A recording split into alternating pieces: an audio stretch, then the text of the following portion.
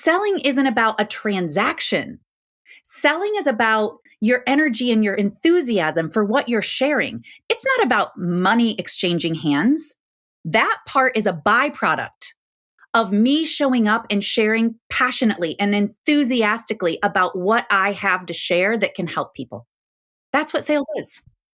And when you create a unique experience that nobody else can create for them, then you've got something that people want to be a part of that they can't find anywhere else. Welcome to Marketing and Mindset for Wellness Coaches, the podcast for health coaches and wellness entrepreneurs just like you who are building a business, making the world a healthier place, and designing a first-class life.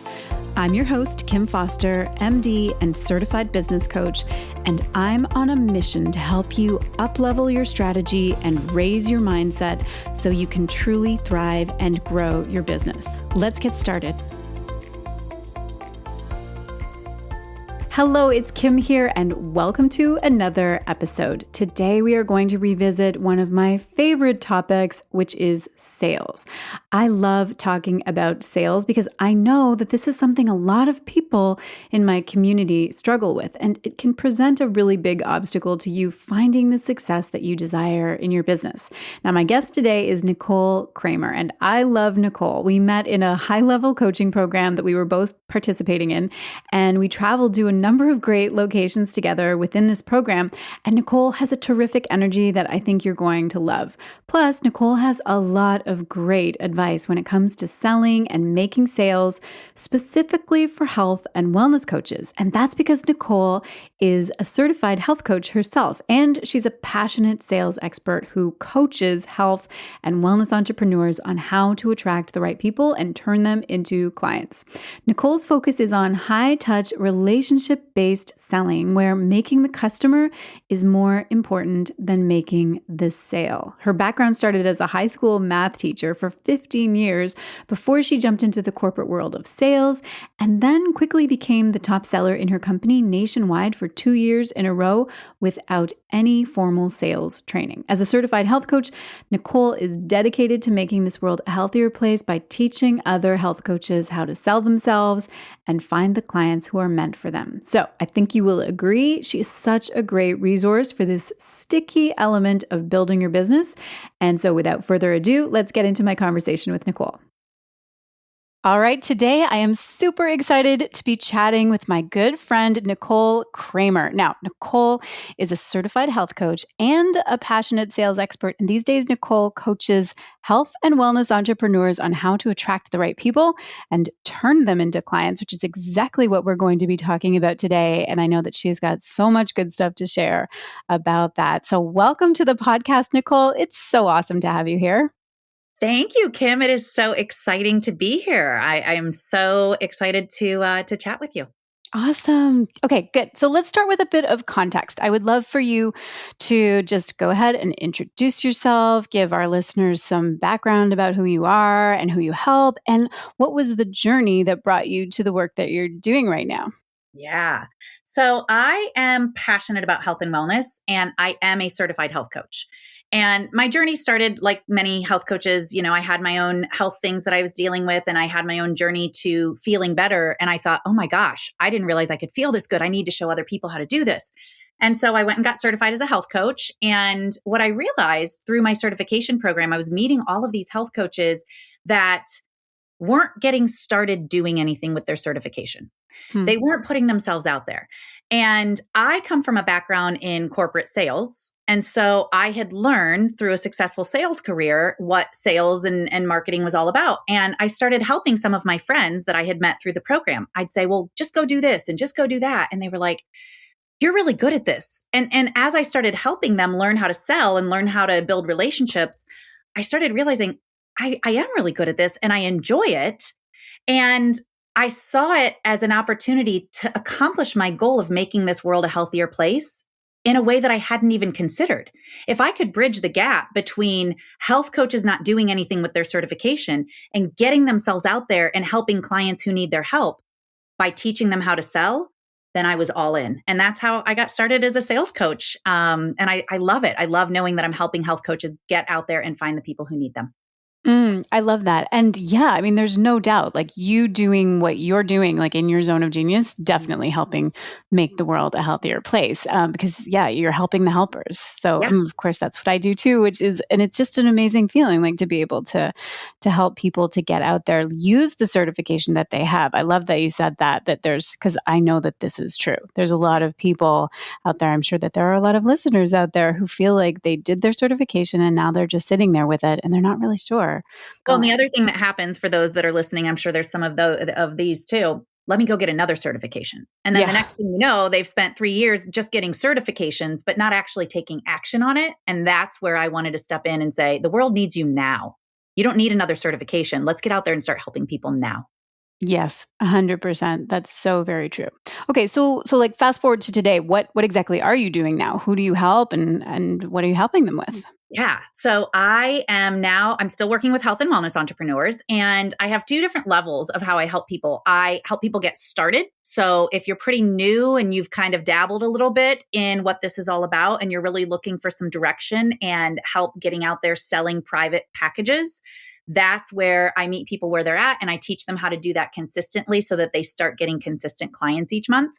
And then I also help health and wellness entrepreneurs who have been doing this for a little while with a little consistency. I help them grow to six figures. And so that they are building their business even bigger through sales. Nice. Let's talk about sales, shall we? Yes, let's Yes, do it. let's do it. Okay, so first of all, I mean, maybe we could start with just some of your like top tips for confidence and success on sales calls. I know that doing sales calls is a huge struggle for so many of the people in my community. So, what are some things that people can do to gain their confidence and improve their success? So I'm going to start with the very first thing that I ever learned about sales. Full Mm. disclosure, I've not had a sales career for a long time. I started in 2014. So I was a teacher before that. I was a high school math teacher for 15 years. And Were I you worked, really? I didn't. Sorry, Nicole, to yeah, interrupt because I thought that I knew everything about your background, but yeah, that's so cool. I didn't know that. Okay, awesome. guys. Yep. I spent a lot of time in high schools teaching math to students. And it turns out I was actually selling then. I like to tell this story. My very first sales interview that I had. Mhm.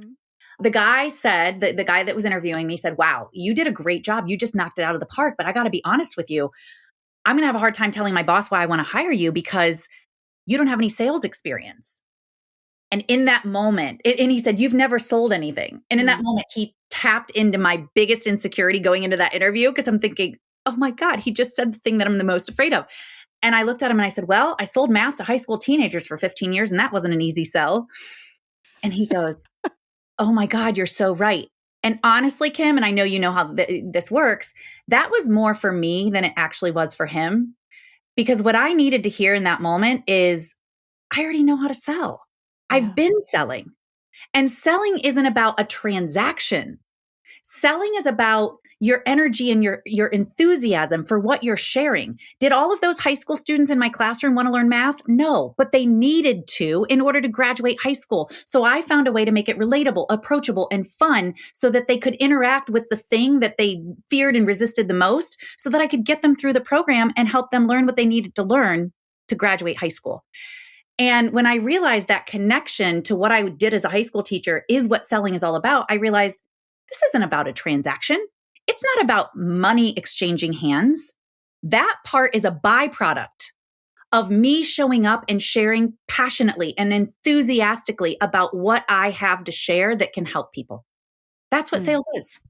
Yeah, I love that. I think I have heard that once before that sales or selling is just it's a transfer of enthusiasm.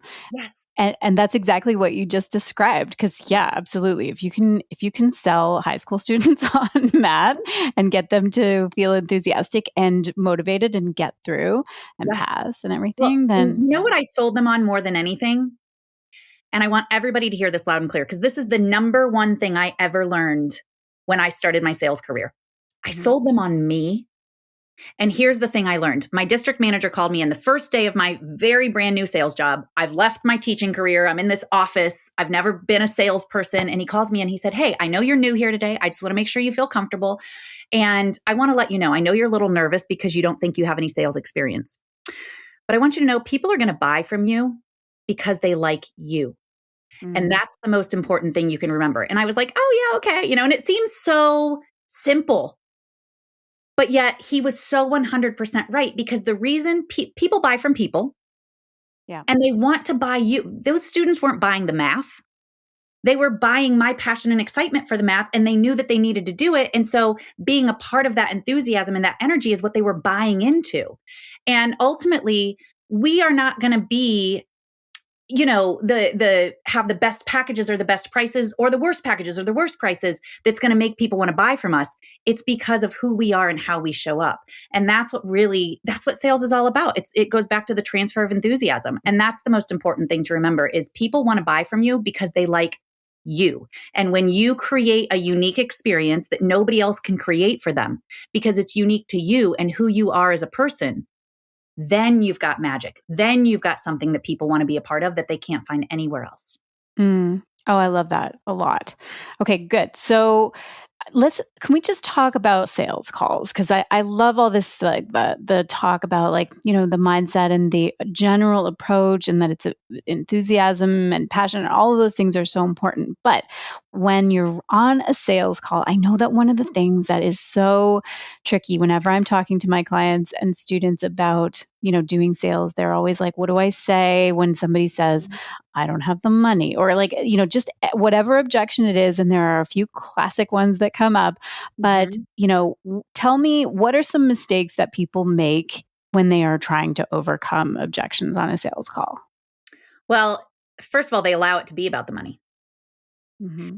On every sales conversation, somebody gets sold. Either they get sold on your program or you get sold on their story. Don't let it be about money because that's never the reason.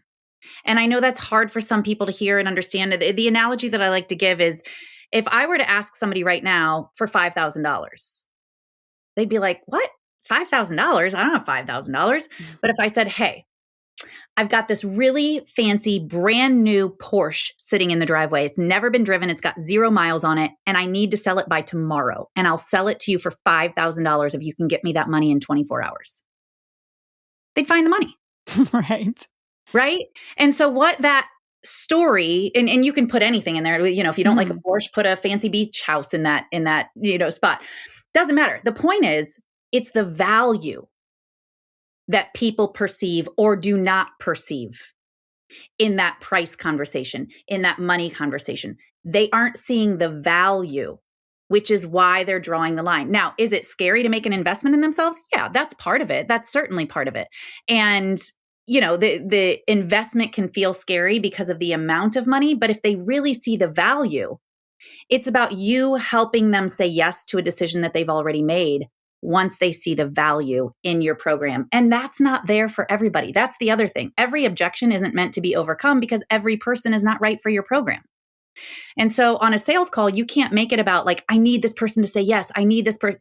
You don't need anybody to say yes. And when you go into a sales call with that energy, then you're not making it about the person or about helping them. You're making them your money source. You're making them some kind of validation for you. Like, I need clients to feel like an official coach. Now, that might not be the case with everybody, but a lot of times that's what it's all about is you're not actually listening and hearing, can I help this person? And if you can, then you continue the conversation in how you might be able to help them and support them. And when they see the value, that's what drives them to want to say yes and step inside of your container. Mm, that's such an important distinction. And so, okay, so tell me more about helping them to see the value. Like, what are some ways that you would suggest to help people to really grasp and really understand the value? Well, by the time they get into a conversation with you, they should already know of you. Hmm. They should have some kind of experience with you and what you're all about before getting into a one-on-one call. Now, for people that are starting out brand new, you might have some sales calls where the person on the other end of the phone doesn't know about you or doesn't know much about you. But you should never approach a sales call as your opportunity to convince anybody of anything. That is not your role on that call. You are not there to preach to them, coach them for free, or try to convince them of the value. What you are there to help them do is to make a decision, because by the time they get into a sales conversation with you, they should already have a level of interest of wanting to work with you. And that's because of what I just said a minute ago. Where have they experienced you prior to that call? Do you have content that you consistently put up online? Do you have a community where you consistently share the value of your body of work? And so, in a one on one conversation, is not the place to share the value. They should already be pretty clear on who you are and what you're all about and have a level of interest that they already know that they have a desire to work with you. They may not completely have made the decision yet. That's the point of the call. But the value itself, you're building that over time by how you show up and serve your community and serve your people. So they should have some kind of an experience with you before they're getting into a conversation with you. Yeah, I agree with you completely because I mean, of course, well, like I agree with also what you said about like if you're just at the very beginning, then you kind of need to just get some practice and talk to lots of people and get on lots of discovery calls and all of that kind of thing.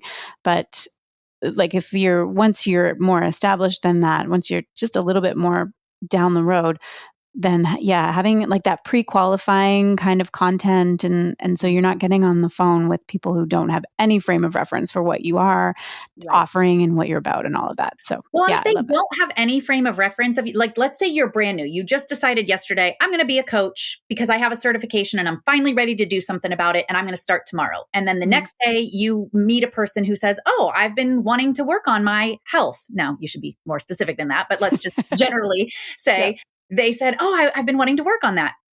You could always have a process in place, even if you have not been consistently showing up anywhere. You could have a little like 5 question questionnaire that somebody has to fill out. And you can ask them certain questions about what their goals are, what they're looking to do. And then you could send them a PDF of what your body of work is all about.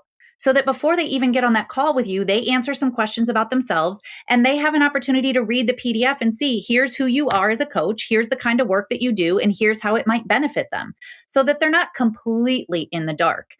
And that's also not a requirement. There are, like you said, some calls that you're going to get on when you're brand new where the practice and the opportunity is in getting on the call, not in getting a yes on the call. It's getting the experience and the courage and the confidence that grows from doing those calls and getting that experience. Yeah, absolutely. Okay, right. So then, so when you're on the call, so you've done your work in terms of helping people to really understand who you are, you've kind of pre-qualified all of those kinds of pieces, and then you're on the call and like well, I mean, so what I'm hearing from you say, and you know, this makes a ton of sense, of course, is that your call you really are coaching them to make the decision, right? Mhm. It's not like it's not about convincing them, pressuring them, pushing them. It's more like helping them to really make the right decision for them. Yes.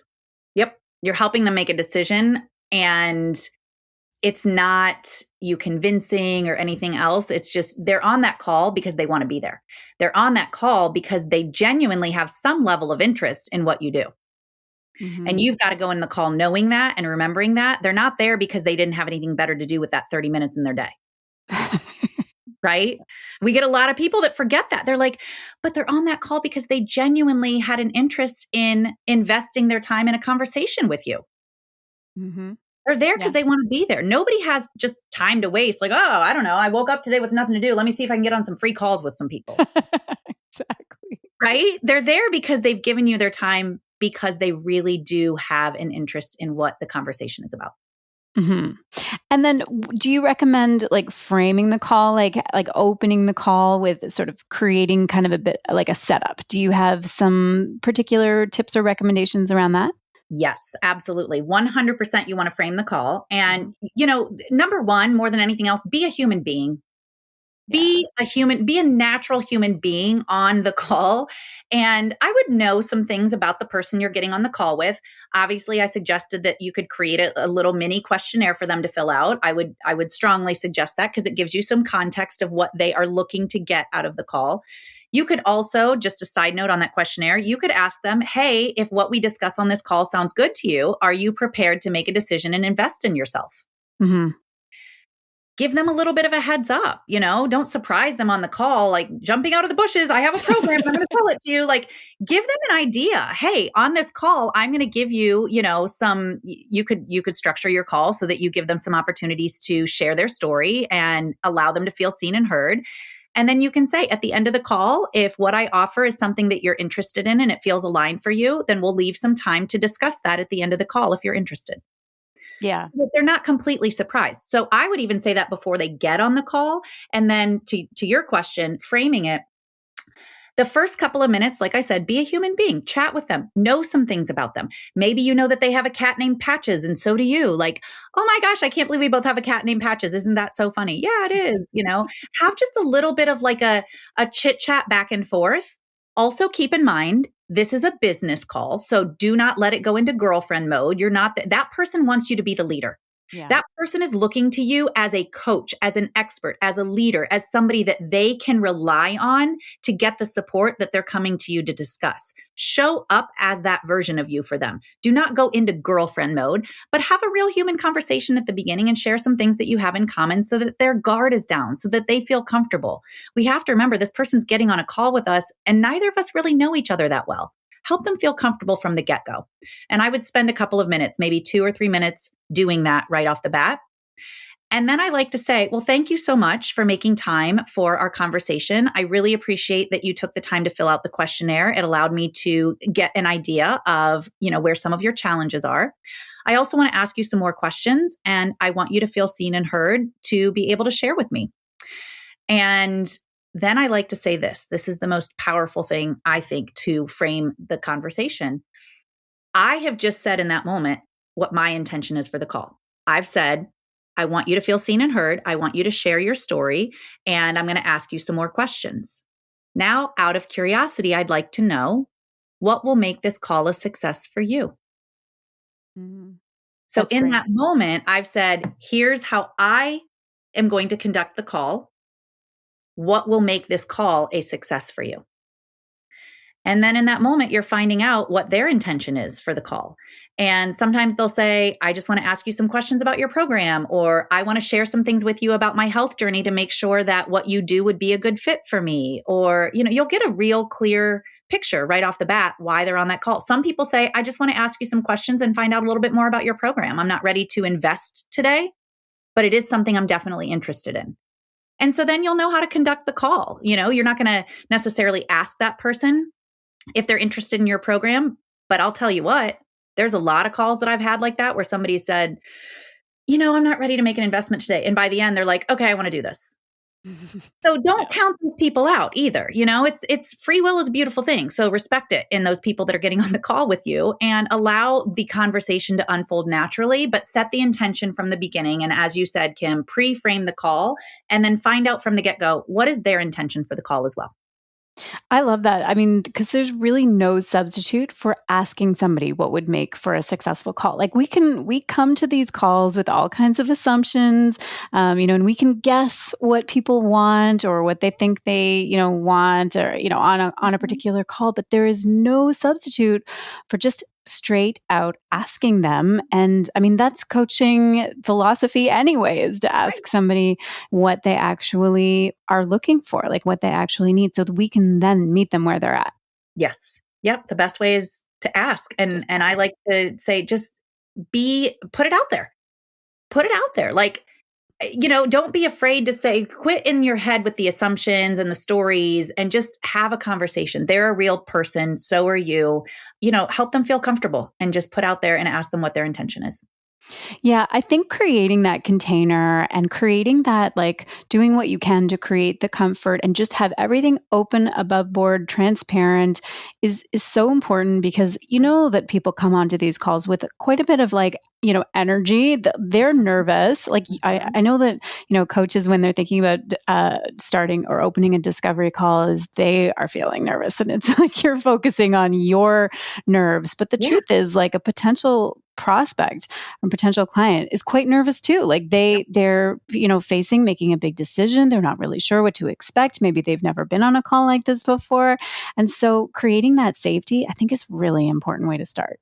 Yeah, it really is. And just, it gives them that understanding of how the call will go. That Yeah. is part of creating that safe container for them because like you said, you're both nervous. Like Mhm. let's be honest here. The coach is nervous and the prospect is nervous. So help them feel comfortable. And I found one of the best ways to do that is the word that you used, Kim, which is transparency. And I like to pre-frame the call with that as well. Besides what I already shared, I like to say, again, here's how the call will go. And if you feel interested and aligned with the work that I do, we can save some time to discuss that at the end. How does that sound? Mm. Get their buy-in, get their, like here's the thing, everybody wants a yes at the end of the call. Let me be honest and tell you right now, that yes is not the one and only yes. It's actually the culmination of many yeses before Mhm. you get to that point. So you want to get all these little micro commitments. And by the way, the fact that that person showed up on the call is a yes.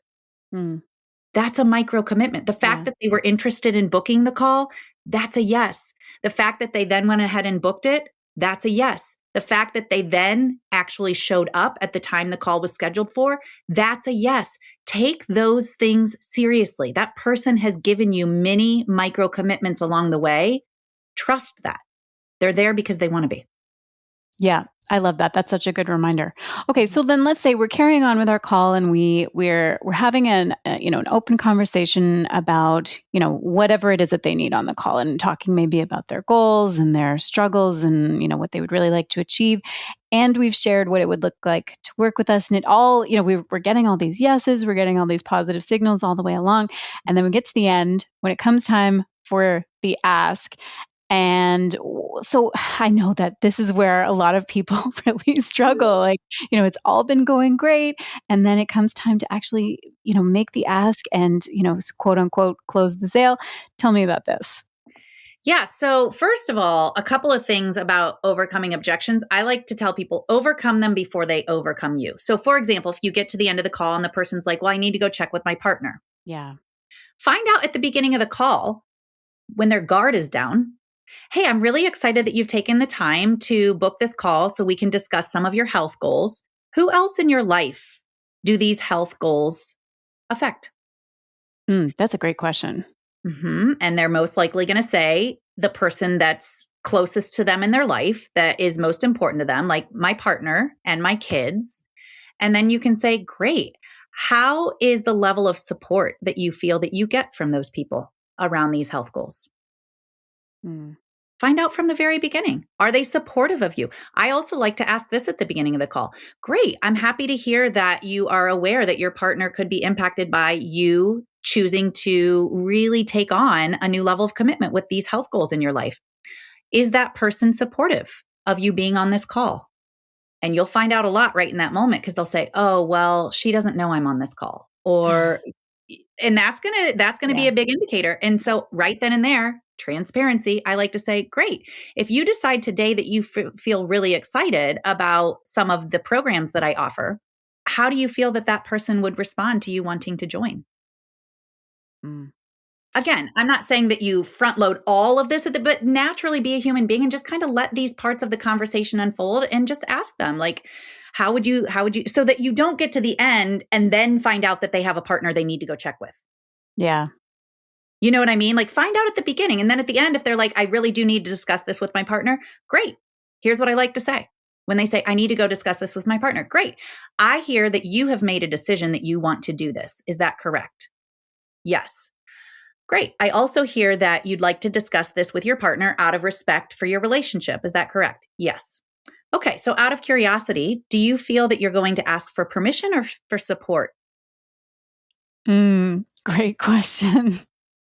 I just like them to have the right frame of mind because here's what people will do. They're afraid to make a decision, even though they really want to make it. And they're going to go use their partner, even though they still want to make that decision. They still absolutely want to work with you. They're going to use their partner as the excuse. Yeah. And I'll give you a quick example. It doesn't have anything to do with a partner per se, but it does have to do with where people are very willing to let something be like, oh, shoot, I missed it. Or, oh, shoot, my partner didn't want me to do it. Has nothing to do with them not wanting to do it. It has everything to do with them being afraid. And that's a very easy way to say, well, that person didn't want me to do it. Here's the example. I had a call a couple months ago with a woman, and it was the day after my cart had closed and there were bonuses. Ah, okay. And that email went out the next day and said, hey, surprise announcement, the bonuses and the early bird pricing gets extended by one more day. She didn't see that email. She got on a call with me and she said, gosh, Nicole, I so wanted to do this. And I just didn't get it in on time for that early bird pricing. And I really wish I would have. I said, how would that have made a difference for you? She goes, well, I would have absolutely said yes. I said, well, I have great news for you. An email went out today and we extended the early bird pricing by one day. And she just looked at me, jaw dropped. Yeah. And in that moment, she absolutely wanted to use that as her excuse to basically abandon herself. She knew what she wanted to do. So we have to remember, people are afraid to say yes, and they did not get to that point on the call with us by making a lot of good decisions about their health and wellness. They've made some decisions that led them down a path where now they don't want to be there anymore. They're in pain, they're stuck, and they're having trouble making a good decision for themselves because for a lot of different reasons. But in that moment, it's our job as a coach to decide, do I hear that they've made a decision that they really want to do this and they just need help saying yes and giving themselves permission? Or do I hear a lot of resistance and maybe it's a red flag that they're not the right fit for me. They're not the right fit for my program. And all of that is okay. Every sales call is not meant to turn into a yes. Every sales call is meant for you to help the person make a decision that's best for both. Yeah. Not that's best for you as the business owner, not that's only best for them. It has to be a mutually beneficial decision. And that's what the call is all about, is for you to arrive at that decision together.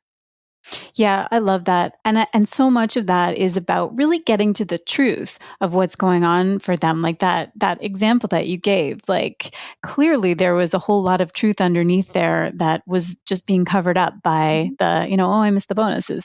But you got to it because of the way that things unfolded. And but that should be a big goal, is really to get to of a sales call, is to get to the truth of what is actually going on for this person and what is actually stopping them.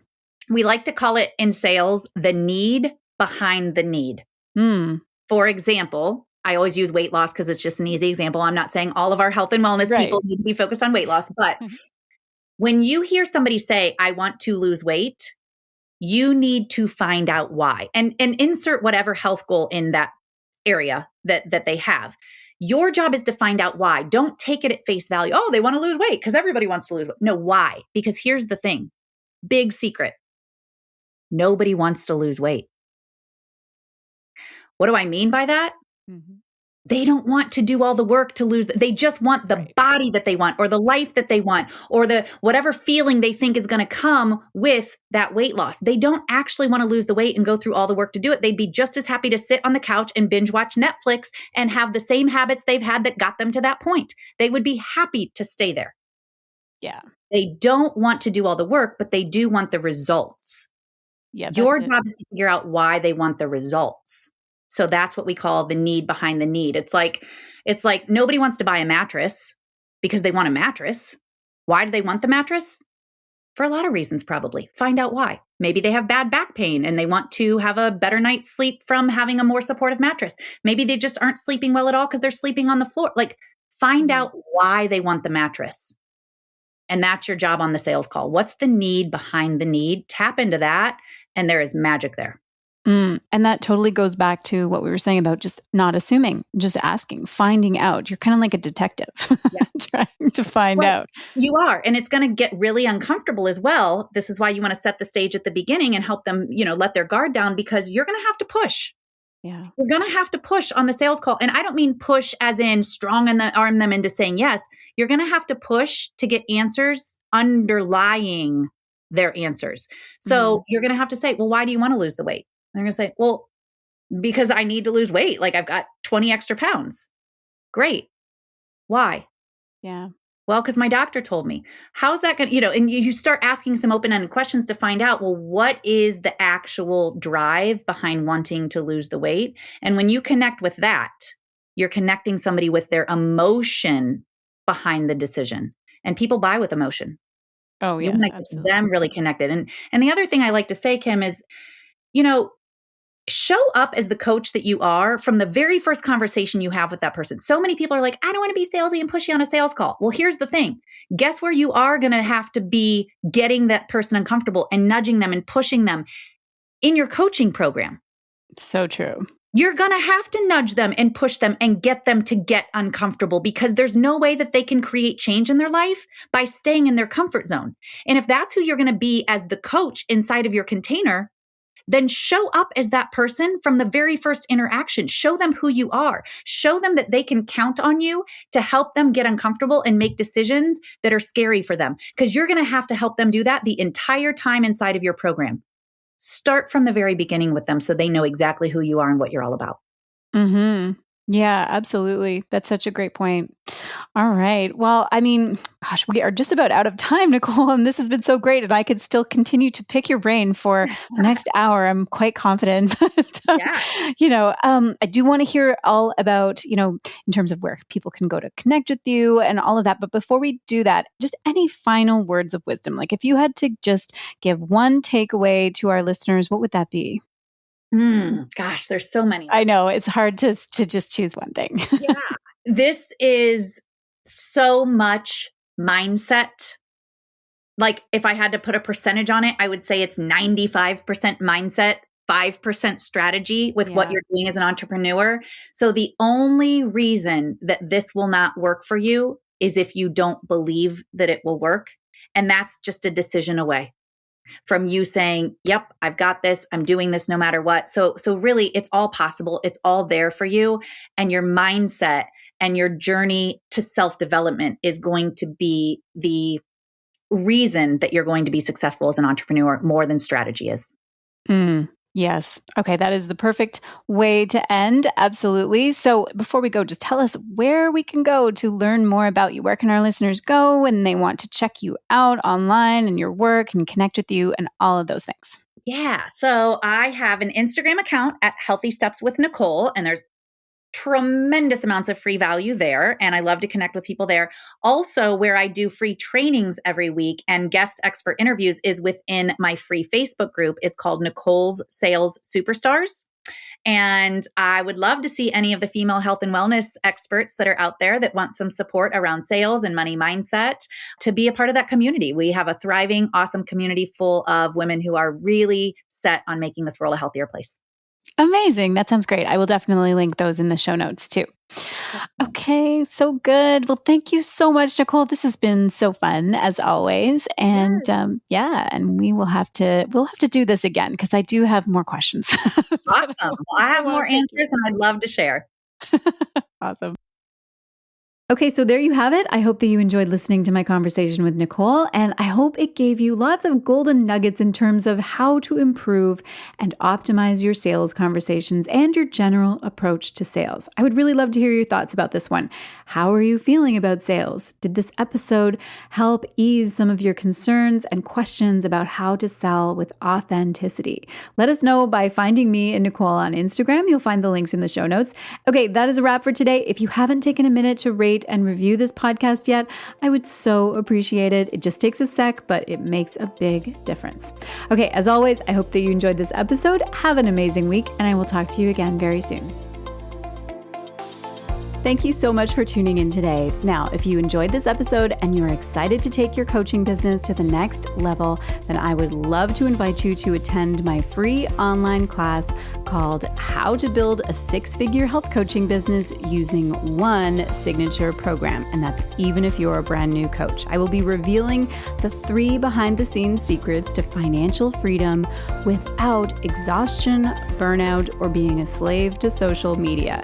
In this free class, you'll learn the exact blueprint to having the impact and life you desire, even if you're not sure how to make it happen right now. I'll also tell you about the single biggest mistake new health and wellness coaches make and what to do instead. And I'll be teaching you exactly how to design a signature program step by step, including how to price your offer. And yes, I give you real numbers. To attend this class, all you have to do is sign up at drkimfoster.com/6figures and reserve your seat for free. I will see you there.